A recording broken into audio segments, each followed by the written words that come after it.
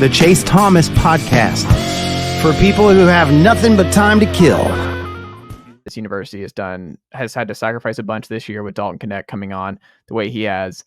2 points in the final 2 games here. He had 2 points, and I think he had 0 free field goals, because I think his 2 points against South Carolina were free throws. So he did not have a field goal in either of these games this week. He's still shooting 37% from 3 this year. I don't know. Like, when you talk about confidence and when you think about the confidence of Santiago Vescovi, like, Ryan, what have you seen? Like, is he actually, because I, as I'm taking notes and stuff, it doesn't seem like he's getting a bunch of looks. It doesn't seem like Santi's passing up these wide open gimmies.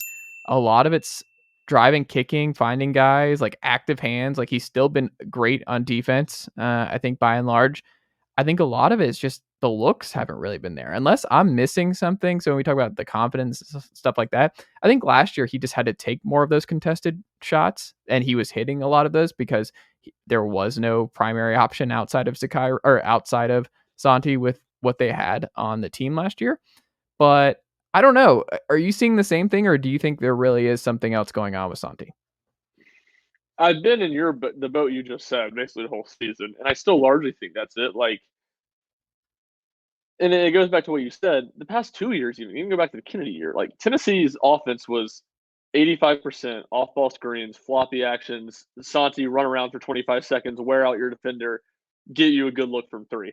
And it's not that now, obviously, because of Dalton Knecht. I think that's a big part of it. I think he is turning down more contested shots that he's taken in the past, and that's where, to me, it's a fine line of, like, yeah, some of the time it's not bad because he's pump faking and he's getting by guys and he's getting other people open shots, and you're just keeping the defense in rotations, and you got other guys that can beat opponents for Tennessee. But there have been some games where it's like he's just not taking open shots. Now, and that's not been every game. And it just, the numbers are so drastic that, I think Tennessee wants them to be more aggressive.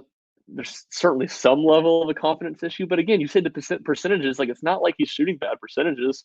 I mean, just a little bit worse. And even in SEC play, I think it's like 39%. So again, about what he's shot.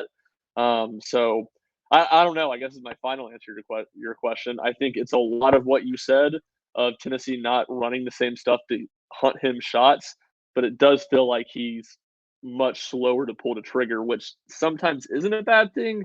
But for Tennessee to kind of be their most dangerous, it feels like they need him to get into a rhythm, not necessarily where he has to, be taking 7 threes a game, but where he should be taking 4, 5, 6 threes every game.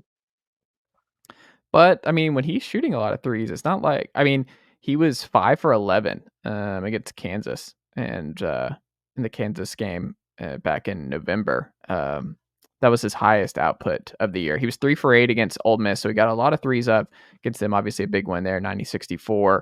But you go back through it. I mean, I just think he's in a little bit of a cold spell, but like, I think he bounces back. I wouldn't overreact to Santi's last 2 weeks. This is a league competition he's going up against, and it's a lot of Dalton Knecht and a lot of other guys to Sakai as well.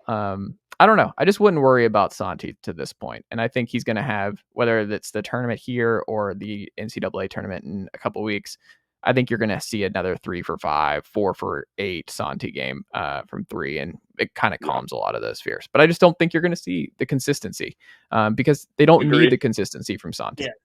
Right. Yeah. I mean, it's not like that anymore. So. Well, final thing here on basketball. Do you think, now that we've seen the rest of the weekend play out, Jack? Nicely done, nephew. The Chase Thomas Podcast. Hell yeah.